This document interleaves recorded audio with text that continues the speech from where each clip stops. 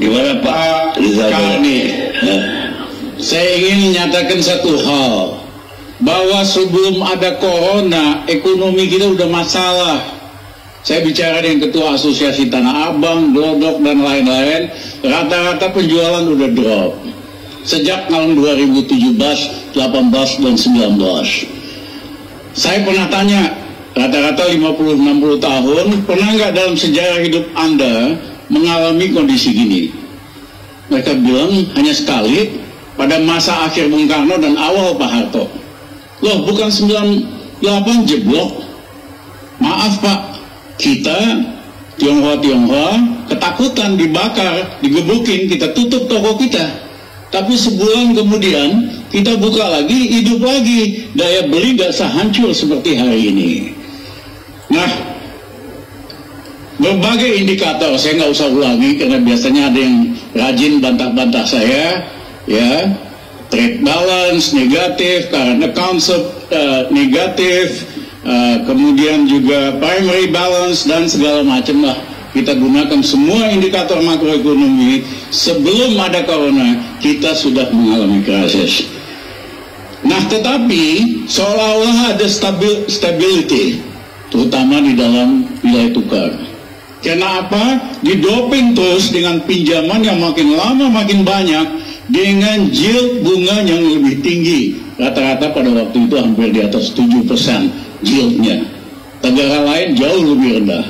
Nah, seolah-olah ada kesan semua everything is fine, everything is okay, tapi utang luar negerinya naiknya besar sekali, peningkatan output sangat rendah, stuck di 5% sejak tahun 2017-an lah kira-kira.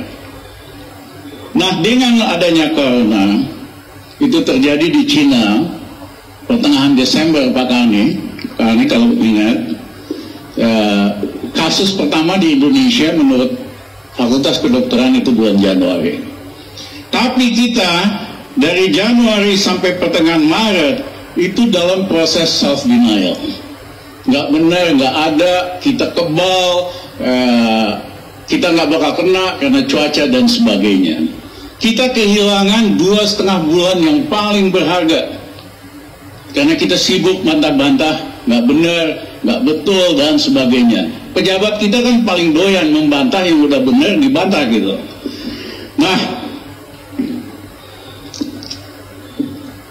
kemudian pada Januari sampai barulah pertengahan Maret ada kesadaran bahwa ini memang benar, bahwa ini masalah udah serius. Tapi 2,5 bulan itu yang terjadi disinformasi oleh pejabat tentang keberadaan corona.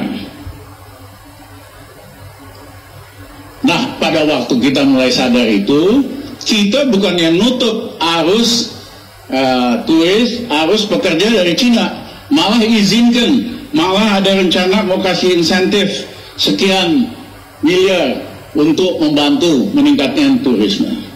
Yang kedua, kita nyewa buzzer, jumlahnya cukup besar. Bayangin masalahnya corona, masalah kesehatan, yang disewa itu buzzer. Ini pemerintah pikir dia bisa menyelesaikan masalah dengan misinformasi dan buzzer gitu.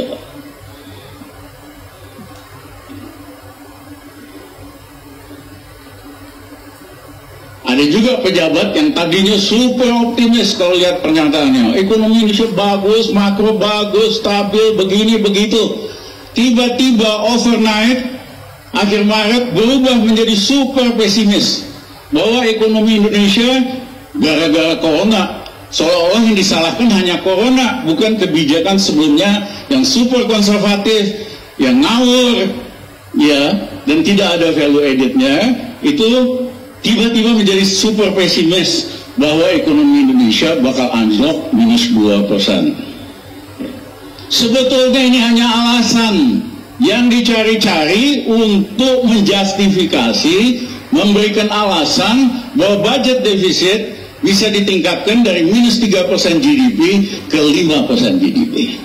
Karena kalau ekonominya masih positif, tidak ada alasan untuk menaikkan budget defisit jadi 5%. Ya, mumpung ada corona, Mumpung ada corona, budget defisit kita tingkatin supaya bisa ngutang lebih besar. Otaknya ini kan cuma ngutang, ilmunya itu nggak lebih dan nggak kurang. Nah, budget defisit ditingkatkan 5%. Kenapa? Karena berdasarkan peraturan limitnya memang 3% dari GDP. Kalau nggak presiden bisa di-impeach gitu loh. Jadi ini nyelamatin presiden juga supaya tidak di-impeach, supaya bisa jadi 5%. Saya sendiri, mohon maaf kalau teman-teman perhatikan ramalan saya di dalam bidang makroekonomi, di dalam bidang corporate, rata-rata itu nyaris tepat. Saya sendiri tidak sesuper pesimis itu. Saya masih yakin masih ada banyak cara supaya kalau anjlok pun ekonomi kita dari 5%, paling ke 2% atau maksimum 0%, nggak sampai negatif. Tapi tiba-tiba menteri yang super optimis jadi super pesimis hanya sekedar buat nyari alasan supaya budget defisit bisa dinaikin, supaya bisa ngutang lagi. Nah, dibikinlah Perpu nomor 1 tahun 2020. Mohon maaf, ini berpotensi melanggar Undang-Undang Dasar Konstitusi karena hak budget itu ada di DPR. Kok bisa aja tiba-tiba pemerintah punya hak buat ubah APBN seenaknya? Kan sudah ada mekanismenya. Kalau ada apa perubahan indikator makro, tinggal dibikin RAPBN perubahan. Ya dari dulu waktu krisis juga kita sampai 4 kali kita ganti. Jadi APBN kita ubah-ubah terus 4 kali dalam 1 tahun. Jadi tidak perlu nerbitin Perpu di mana hak budget yang dilindungi oleh Undang-Undang Dasar mau diambil dari DPR. Nah, yang kedua, di dalam Perpu itu ada pasal di mana jika terjadi kesalahan kebijakan tidak bisa dijadikan kasus hukum, tidak bisa dituntut. Wah, ini mah pintu masuk buat ngerampok lagi, buat bikin skandal lagi, skandal BLBI, skandal Senturi, skandal apa lagi. Kok nggak belajar dari sejarah? Pejabat itu mesti punya tanggung jawab publik. Di Korea tahun 98, Menteri Keuangan, Gubernur Bank Sentralnya masuk penjara karena kebijakannya dianggap merugikan negara besar-besaran. Ini enak aja, setiap bikin kasus yang merugikan negara triliunan bisa lolos. Nah, ini juga hal yang saya kira dihitung oleh. Saya ingin kalau bisa grafiknya diperlihatkan. Bisa? Ya. Kalau semuanya normal, ada corona, kita cepat responnya, mengambil langkah-langkah yang tepat, itu yang terjadi garis hijau. Dalam waktu antara 3 atau maksimum 6 bulan kita recover lagi. Grafik V. Tetapi kenyataannya kita ini garis kuning. Mula-mula nolak, gak ada corona, gak mungkin dan sebagainya. Langkah-langkah yang diambil terlambat. Bayangin buat nyediain awal-awal krisis, buat nyediakan 2.000 alat kesehatan buat dokter aja kagak bisa. Ya. Nah, sehingga ini makin lama makin dalam. Respons makroekonominya juga lambat. Merentah pakai himbauan. Himbauan supaya yang kasih kredit atau leasing nggak usah bayar dulu, ditunda. Kok bisa merentah pakai himbauan? Merentah itu pakai peraturan. Saya dulu waktu zaman Gus Dur, kita berikan kredit diskon kepada pengusaha kecil 50%. Ada keputusannya sehingga bank-bank bisa pakai sebagai pegangan. Ini presiden, ini nggak usah dibayar, itu nggak usah. Apa dasarnya? Banyak pengusaha motor yang pinjam motor datang ke leasing. Pak, keputusan presiden begini. Urus saja sana sama presiden, kita nggak mau kok. Merentah itu pakai keputusan, bukan himbauan. Nah, akibat model-model yang lambat ini, bisa-bisa recovery-nya 1 sampai 1,5 tahun. Nah, tapi persoalannya, bangsa kita nggak tahan. 2 bulan aja nggak tahan. apalagi kalau sampai 1 tahun.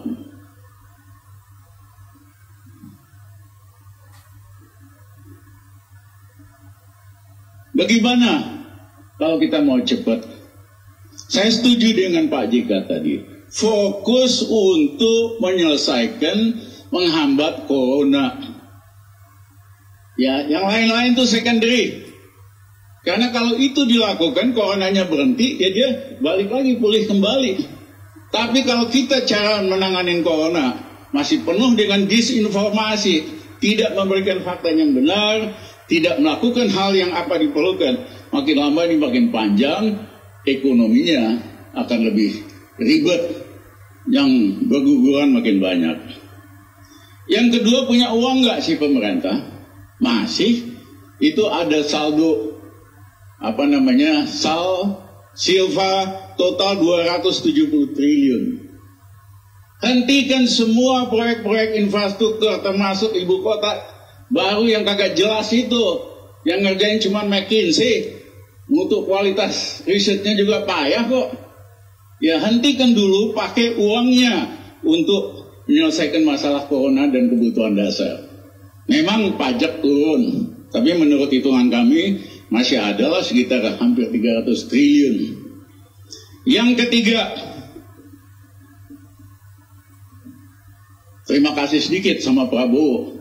Nggak kedengeran suaranya, tapi dia tidak tanda tangani semua proyek pembelian alutsista yang markupnya lebih dari 10%. Itu dia menghemat sekitar 3,4 miliar dolar diam-diam, total 50 triliun. Karena biasanya markup pembelian alutsista itu ratusan persen, ada yang ribuan persen. Dia maksimum 10%. Di atas 10% dia nggak mau tanda tangan. Dia udah lapor sama Jokowi, setor sekitar 3,4 miliar dolar, kita hampir 50 triliun. Ya, tahun kemarin. Nah, yang ketiga, cicilan hutang kita itu setahun 650 triliun. Seperempatnya, kira-kira 25%-nya itu bilateral dan multilateral. Kan banyak yang sok jago, ngaku hubungan internasionalnya hebat, kenal si ini, kenal si itu. Ini waktunya telepon kepala-kepala negara, kita delay dulu pembayaran ini 6 bulan. Nanti kita bayar lagi. Katanya banyak, hubungan internasionalnya hebat. Mana? Ya, tinggal telepon kok. Lagi krisis gini pasti dikasih. Ya kan, bayar 6 bulan dulu tunda pembayaran. Nah yang kedua, 3/4 itu bon-bon swasta yang bunganya selama ini ketinggian, dulu 7%. Terakhir Menteri Keuangan nerbitin bon 4,3 miliar dolar. Kalau nggak salah yieldnya itu 4,5% atau 4,3%. Saya mohon maaf, Presiden Duterte, Presiden Filipina yang ekonominya lebih gawat dari kita, lebih susah dari kita, nerbitin bond, yieldnya hanya 2%. Kita 2 kalinya lebih mahal. Canggih banget Duterte dibandingin katanya Menteri Keuangan terbalik.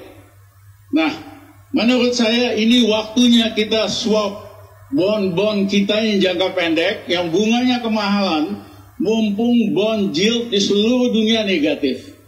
Jepang negatif, Eropa negatif, Amerika negatif.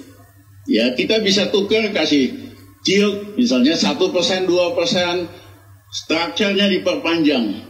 Sehingga dari cicilan 1 tahun 650 triliun itu paling tidak kita bisa hemat 200 triliun. Jadi kalau kita total tadi silva anggaran pembangunan yang dihentikan, penghematan dari debt dan sebagainya, ada sekitar 900 triliun. Ya. Nah, apa prioritasnya? 200 triliun kita fokus untuk nyelesain masalah corona ini. Tapi nggak seperti sekarang, APBD atau apalah. Ternyata saya dengar alat-alat kesehatan ribut di dalam karena masing-masing pejabat bawa ininya, bawa pengusahanya Saya nggak putus-putus. Di koran sih berasan udah mau import sekian itu alatnya. Tapi di dalam ternyata masing-masing punya sponsornya sendiri. Bejat ini sistemnya. Ya. Harusnya kan cepat bertindak dan sebagainya. Saya kasih contoh lah, Sritek itu produsen tekstil, alat-alat pakaiannya NATO. Dan Amerika udah biasa bikin baju, APD, macam-macam. Tinggal minta Sritek bikin buat segini, ya. Dikasih 3% aja di atas kosnya dia udah happy tuh. Tapi kagak ada menteri yang timbun dia. Nah, saya berikan contoh dan lain-lain. Jadi 200 triliun kita spend untuk menyelesaikan masalah corona ini secepat mungkin. Karena kalau kita lakukan itu, nanti semua masalah yang lainnya ikutannya akan selesai. Sumbernya mati. Nah yang kedua, 300 triliun kita pakai untuk bantu rakyat miskin dan pekerja harian. Di Jakarta ini penduduknya sekitar 26 juta. Seperempatnya itu pekerja harian, sekitar 6 juta. Ya kasihlah kebutuhan dasar. Tapi caranya jangan dikasih paket-paket, karena paketnya dia nggak perlu kok. Paket ini, paket itu ada 10 item. Yang dia perlu kan beras. Yang dia perlu itu telur, ikan asin, minyak goreng. Ya, atur dong gitu. Pakai kalau perlu BRI. Karena saya nggak percaya kalau ormas dipakai nyalurin uang atau birokrasi kita pasti ditilep. Kalau tadinya mau dikasih 1 juta per orang, nyampainya ke bawah tuh 100.000 pengalaman. Kita gunakan dong BRI buat nyalurin begini-begini. Sehingga yang hilang di jalan, rakyat bisa milih sendiri. Dia bisa tenang di rumah. Kalau saya sih sederhana, kalau ada yang punya account, balance-nya 0,5 juta, kita kasih 1 juta. Yang nggak punya account, kita minta bikin account ATM sama BRI yang di atas 17 tahun.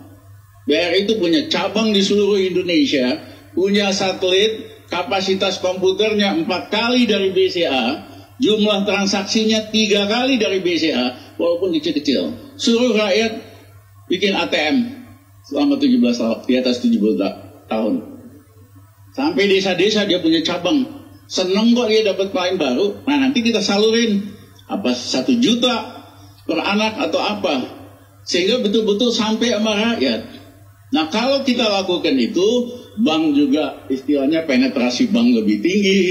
Yang kedua, kalau lain kali ada masalah lagi, kita udah tahu caranya. Siapa, segmen mana yang kita mau capai. Datanya kan bisa dipanggil anak-anak pintar tuh bikin data, big data analysis, segmen mana yang kita mau capai.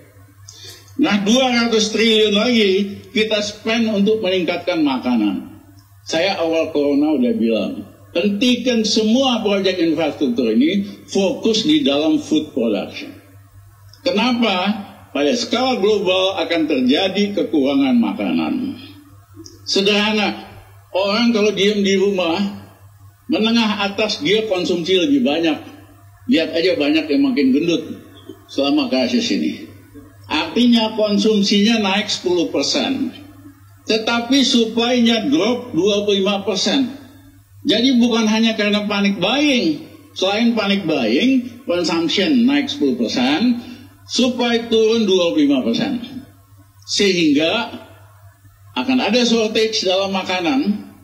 Dan yang kedua, karena dolar kita melemah, itu akhirnya buat rakyat yang makin lama makin mahal. Jadi kita spend 200 triliun untuk ngasilin makanan, sayur-sayuran, buah-buahan.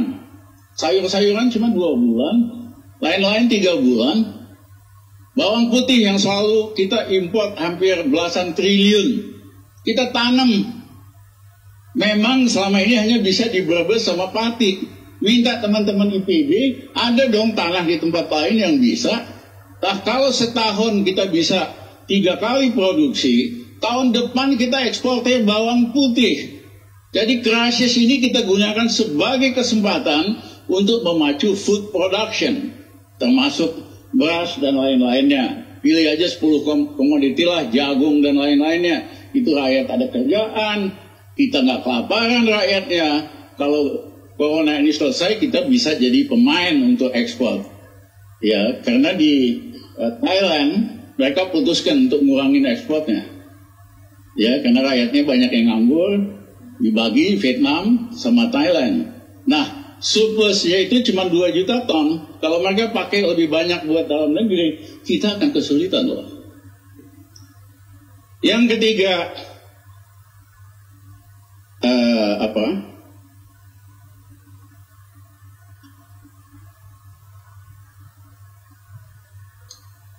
Yang ketiga, harus dipahami akibat krisis corona ini terjadi geopolitical shift, strategic geopolitical shift. Tadinya Cina itu pabrik dunia, semua multinasional punya pabrik di Cina. Mereka belajar setelah ini bahaya ternyata. Nggak boleh lagi kita sepenuhnya di Cina, kita harus keluar dari Cina secepat mungkin. Pemerintah Jepang, Perdana Menteri Abe, kasih insentif buat perusahaan Jepang buat keluar dari Cina. Tapi kemana mereka pergi? Ternyata mereka hanya mau pergi ke Vietnam, mereka hanya mau pergi ke India dan ke Meksiko. Indonesia nggak masuk. Padahal Pak Jokowi 6 tahun terakhir selalu bilang, come to Indonesia, invest to Indonesia. Nggak ada hasilnya, mohon maaf Pak Jokowi. Ya, karena you don't wrong the right strategy. Kenapa mau masuk ke ekonomi yang 5%? India 7%, lain-lain 7%. Mereka ke sana dulu. Jadi pompa dulu ekonomi di dalam negeri ke 7%, otomatis nanti asing masuk kok. Dibalik logikanya. Nah, kita, para analis mengatakan 3 negara ini akan jadi economic superpower dalam 10 tahun yang akan datang. Yaitu Vietnam, yaitu India, yaitu Meksiko. Menurut saya kalau kita canggih, kita cerdas, Indonesia bisa the 4th economic superpower dalam 10 tahun yang akan datang. Untuk itu kita jangan lagi jadi antek Cina. Ya, konstitusi kita jelas-jelas bebas aktif. Indonesia nggak boleh ikut blok barat, blok timur. Kita harus bebas aktif. Selama ini kan takut banget sama Cina. Dia nyeludupin orang terus dan sebagainya. Jadi ini waktunya untuk menggeser politik luar negeri kita dan politik investasi kita dari sangat pro Cina jadi antek Beijing, jadi negeri kita sendiri, dan ini kesempatan untuk Indonesia jadi economic superpower.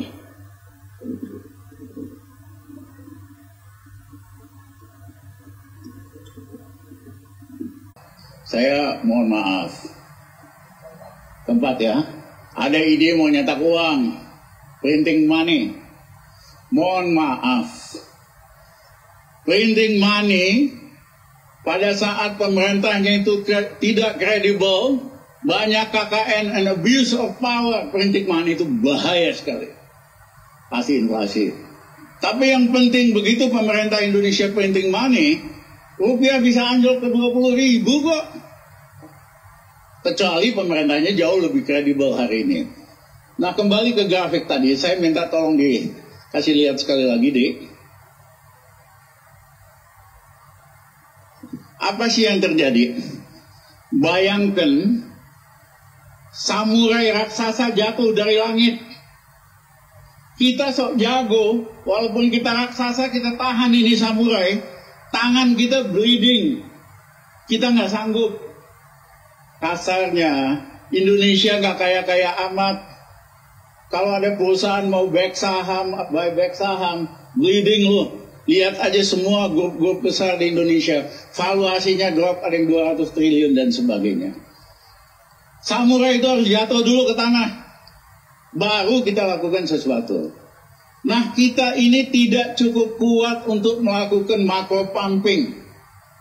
Amerika berapa waktu yang lalu pump 1 triliun US dollar. Hasilnya apa? Cuman berapa hari doang indeks di Amerika naik, habis itu anjlok lagi. Sekarang kemarin 2 triliun lagi. Seolah mau naik sebentar, bentar lagi rontok lagi. Karena apa? Masalahnya di coronanya. You nggak selesaikan corona, mau lu pompa 2 triliun, tetap akan masalah. Nah, jadi jangan sok-sok macro pumping. Bank Indonesia sudah spend 300 triliun lebih untuk mensupport rupiah. Kecil efeknya. Bahkan kalau dia terlalu semangat, turunin lagi ke 15.000, spekulator pada beli tuh. Dolar, nungguin lagi, bentar lagi pasti anjlok lagi gitu loh. Jadi jangan sok jago, kemampuan kita terbatas, jangan lakukan macro pumping atau corporate pumping yang tidak perlu. Bereskan kasus corona, otomatis nanti semua akan lebih baik. Terima kasih. Cukup Pak. Pemirsa, kita rehat sejenak.